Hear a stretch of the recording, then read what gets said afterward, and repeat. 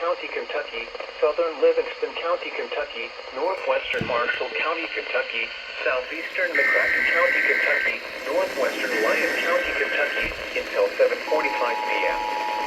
At 7:06 p.m., a severe thunderstorm was located over Ledbetter, or Arizona, moving east at 30 miles per hour. Expected hazard includes 70 miles per hour and half dollar-sized hail. This is a radar-indicated threat. The following effects are expected. Hail damage to vehicles is expected. Expect considerable tree damage. Wind damage is also likely to mobile homes, roofs, and outbuildings. Locations impacted include Paducah, Calvert City, Reedland, Ledbetter, Catawba, Grand Rivers, and Dykersburg. This includes the following highways: Interstate 24 in Kentucky between mile markers 10 and 40. Interstate 69 in Kentucky near mile marker 51.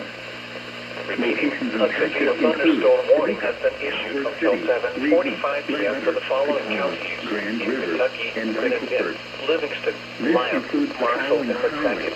Interstate 24 in Kentucky between mile markers 10 and 40. Interstate 69 in Kentucky near mile marker 51.